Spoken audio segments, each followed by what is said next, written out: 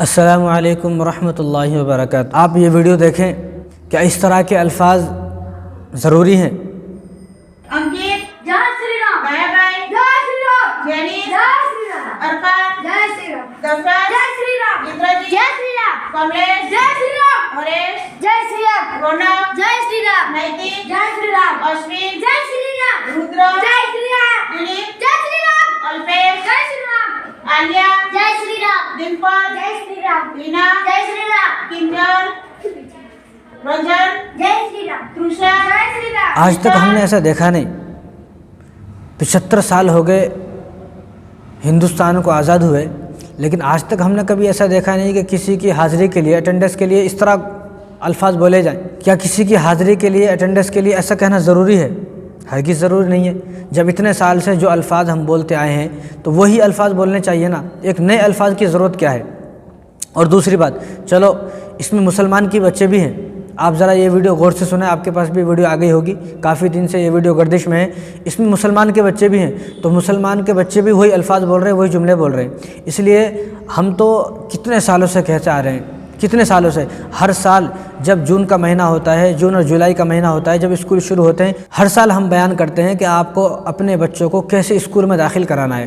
کیا آپ اپنے بچوں کو ایسے اسکول میں داخل کرانا چاہتے ہیں جیسے یہ اسکول ہے، کہ جہاں بچپن سے ہی آپ کی بچی کی ایسی تربیت کی جا رہی ہے کہ بڑا ہونے کے بعد اس کو سمجھ میں نہیں آئے گا، یہ اسلام کو بھی اور کفر و شرک کو دونوں بھی ساتھ لے کے چلے گا، دونوں کو ساتھ لے کے چلے گا۔ آپ لاکھ سمجھاؤ گے تو آپ کا بچہ سمجھے گا نہیں۔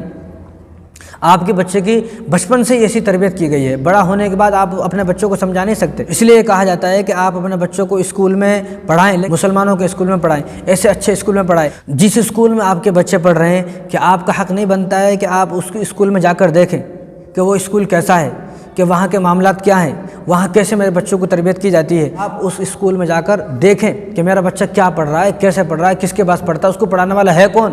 اب تو ایسے حالات ہیں مسلمانوں کے، رونا آتا ہے کہ ہمارے بچے جوان ہو گئے، جوان ڈگری پڑھ لیے، ڈگری، لیکن ڈگری تک بھی وہ ایسے اسکول میں پڑھا کہ جس اسکول میں اس کو نماز پڑھنے کی کوئی اجازت نہیں دی جاتی، کوئی اجازت نہیں دی جاتی۔ اور ہمارا بچہ تو جمعہ تک بھی نہیں پڑھتا ہے، جوان بچہ ہو گیا، جمعہ تک بھی نہیں پڑھتا۔ ہزاروں ایسے بچے ہیں، ہزاروں آپ تلاش کریں گے تو ہزاروں ایسے اسکول ہیں اور ہزاروں ایسے بچے ہیں کہ جن اسکولوں میں ان بچوں کو نماز کیا جمعہ پڑھنے تک کی بھی اجازت نہیں ہے، جمعہ بھی نہیں پڑھتے۔ کہ آپ اپنے بچوں کو ایسے اسکول میں پڑھا رہے ہو۔ اور دوسری بات، اس لیے تو ہم کہتے ہیں کہ اپنے بچوں کو اسکول میں تو پڑھا رہے ہیں آپ، لیکن اپنے بچوں کو مدرسے سے جوڑیں، مکتب سے جوڑیں، مسجد سے جوڑیں، دینی تعلیم سے جوڑیں۔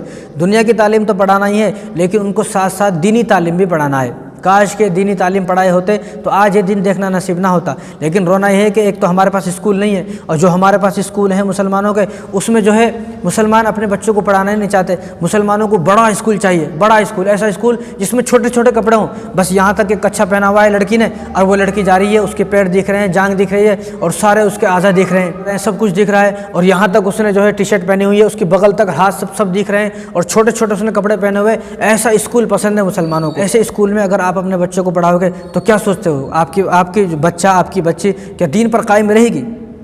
کیا دین اس کے دل میں اترے گا؟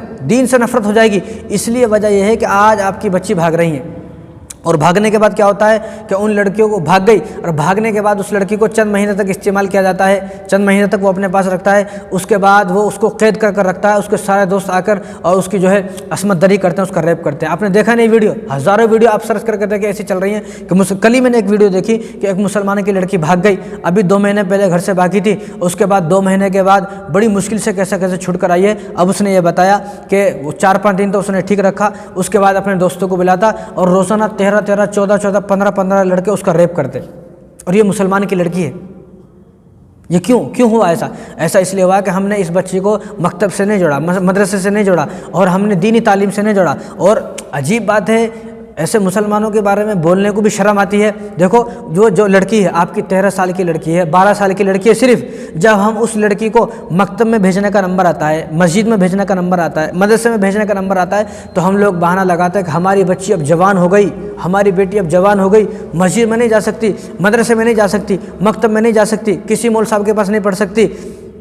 اور وہی بچی وہ ابھی یہ 12 سال کی ہے، لیکن وہی بچی جب 16 سال کی ہو گئی، 17 سال کی ہو گئی، 18 سال کی جوان ہو گئی، اسکول میں جا رہی ہے اکیلی، کالج میں جا رہی ہے اکیلی پڑھنے کے لیے، لڑکوں کے ساتھ بیٹھ رہی ہے، چاروں طرف اس کے لڑکے ہیں، اور پڑھانے والے بھی اس کا جو ہے وہ سر ہے، وہ پڑھا رہا ہے۔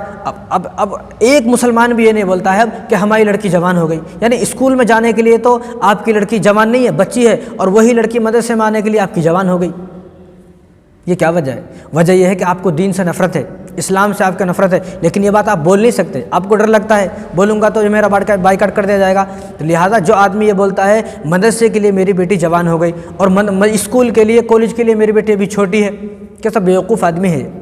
کیا مسجد میں، مدرسے میں، مکتب میں جو علماء، جو عالم، جو حفاظ، جو مدرسین آپ کے بچوں کو تعلیم دے رہے ہیں، کیا یہ غنڈے ہیں؟ کیا یہ بدماش ہیں؟ کیا یہ ڈاکو ہیں؟ اور جو کالج میں، اسکولوں میں آپ کی جوان بیٹی جو آدھے کپڑوں میں جا رہی ہے، ہزاروں بچوں کو دیکھتا ہوں میں، آپ منع نہیں کر سکتے، آپ خود دیکھ سکتے ہیں، میں نے نہ جانے کتنی لڑکیوں کو دیکھا ہے کہ وہ صبح آٹو میں بیٹھ کر، رکشے میں بیٹھ کر، اور صبح جو ہے بسوں میں بیٹھ کر جا رہی ہیں، اور ان کا چھوٹے کپڑے ہیں، ان کا جو نیچے کا پہننے کا نکر ہے جو وہ گھٹنوں تک ہے، بعض کا گھٹنوں سے اوپر بھی ہے، ساری جانگ دکھ رہی ہے، سب کچھ دکھ رہا ہے، اور وہ اسکول میں جا رہی ہے جہاں آپ کی نظر بھی نہیں ہے، جہاں آپ جاتے بھی نہیں ہیں، اس اسکول کالج میں آپ کو داخل بھی نہیں ہونے دیا جاتا۔ آپ جس روم میں بیٹھ کر اور جس سر کے سامنے اور جن بچوں کے سامنے چاروں طرف اس کے لڑکے بیٹھے ہوئے ہیں، ان کے سامنے آپ کی بچی پڑھ رہی ہے، وہاں تو آپ کو جانے بھی نہیں دیا جاتا۔ تو کیا یہ جو بچے اس کے سامنے بیٹھے ہوئے فرشتے ہیں؟ اور یہ جو سامنے پڑھا رہے ہیں یہ کیا نبی ہے؟ یہ کیا نبی پڑھا رہے ہیں ان کو؟ یہ بچے اس کے سامنے ابھی جنت سے اتر کر آ رہے ہیں، سارے فرشتے اس کی طرف دیکھتے نہیں ہیں، اس کی طرف دیکھتے تک نہیں ہے۔ کیا آپ کو یقین ہے؟ کیا ان لوگوں کا نفس مر چکا ہے؟ کیا یہ لوگ سب جو ہے مخنث ہیں؟ یہ لوگ کیا ان لوگوں کے اندر جذبات نہیں ہے؟ ان لوگوں کے اندر فیلنگ نہیں ہے کیا؟